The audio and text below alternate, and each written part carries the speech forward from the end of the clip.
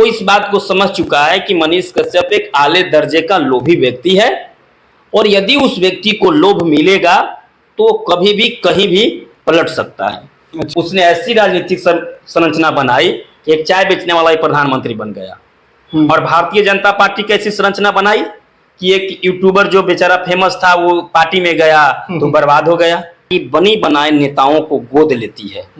जैसे मैंने पिछले वीडियो में भी आपको बताया था कि जैसे सम्राट चौधरी जी प्रदेश अध्यक्ष हैं, उनका इतिहास क्या रहा है, उनका फैमिली बैकग्राउंड राजनीतिक रहा।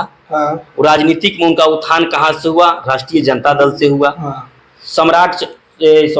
अशोक चौधरी जी का उत्थान कांग्रेस से हुआ है और वो भाजपा में आए। कोई भाजपा के जैसे रामकृपाल यादव, इनका उत्थान आरजेडी से हुआ, फिर ये भाजपा में आए। मतलब कि भारतीय जनता पार्टी सक्सेस लोगों को गोद लेती है। अच्छा। ये किसी को सक्सेस कर नहीं सकती है। इसकी इतनी क्षमता नहीं है। ये किसी को जमीन से उठा करके आकाश में पहुंचा दे, ऐसी पॉसिबिलिटी नहीं है। बताइए कि अभी मनीष कश्यप सोशल मीडिया के माध्यम से आकर के जो है माफी मांग रहे हैं, इस पे आपका क्या राय है?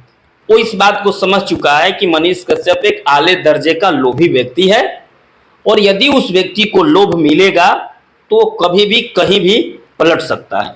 अच्छा। क्योंकि जिस तरह से मनोज तिवारी के साथ मिलने के बाद मनीष कश्यप अपने दोस्तों के और अपने करीबियों के साथ मतलब कि दूरी मैनेज करने लगे, डिस्टेंस मैनेज करने लगे, इससे तो ये बात खुल कर आ गया कि वो व्यक्ति समय के साथ बदल जाएगा।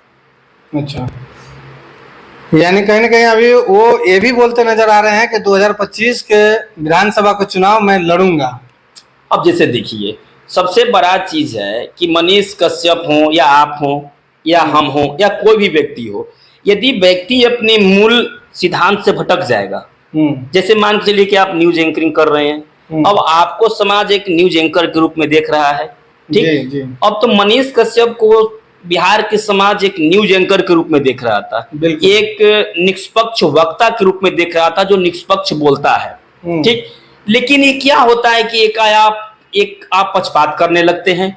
क्या हो, बीजेपी हो या कांग्रेस हो, आरजेडी हो, जदयू हो, कोई भी पार्टी में जब आप चले जाएंगे तो आपको उसके पक्ष में अपनी बातें रखनी होगी। और कोई भी पार्टी ऐसा है कि जो 100% सही नहीं। यूनाइटेड और बीजेपी के गठबंधन की सरकार है। क्या बिहार में हत्याएं नहीं हो रही हैं? क्या बिहार में पुल नहीं गिर रहा है? क्या बिहार में हर तरह के नैतिक काम हो नहीं रहा है? बिल्कुल हो रहा है। तो अब मनीष कश्यप इस पर सवाल उठाएंगे नहीं। ये कि मनीष कश्यप जी एक और स्टेटमेंट दिए हैं कि लोकसभा के चुनाव नहीं लड़े, लेकिन विधानसभा का चुनाव 2025 में हम लड़ेंगे ही लड़ेंगे, चाहे जो भी कुछ हो जाए। तो क्या लगता है पार्टी टिकट देगा? आप जब देखिए, पार्टी टिकट देगा नहीं देगा ये पार्टी की विचारधारा है, इस पर तो हमारा कोई बस नहीं है क्योंकि मैं किसी पार्टी का प्रवक्ता हूं नहीं। लेकिन जो 2025 में आप चुनाव लड़ेंगे, ठीक, तो अब तो आपने साबित कर दिया कि मैं भाजपा की विचारधारा से ओतप्रोत हूं, ठीक। तो आप जहां से भी चुनाव लड़ेंगे, आपको यदि भाजपा सपोर्ट करती है तो ठीक है, और नहीं करती है तो आपको निष्पक्ष है नहीं कि कोई वोट देगा, क्योंकि लोगों का मानसिकता सेट हो चुका है कि आप भाजपा को सपोर्ट कर रहे हैं। और देखिए, कैसे मान ले कि आप करें कि मैं नहीं जाऊंगा, मैं नहीं, कोई कुछ करे मैं चुनाव लड़ूंगा, है? आपको भारतीय जनता पार्टी से ऑफर आ जाएगा कि आप पूर्वी चंपारण छोड़ करके आप जाकर किशनगंज से लड़िए, तो आप तो खुद कर किशनगंज चले जाइएगा, क्योंकि आपकी विचारधारा नहीं है। मैंने पहले ही बताया आपको कि वो व्यक्ति प्रलोभन में काम कर रहा है, और जो भी व्यक्ति प्रलोभन में काम करता है, चाहे किसी भी तरह का लोभ में काम करता है, तो उसका पतन हो जाता है।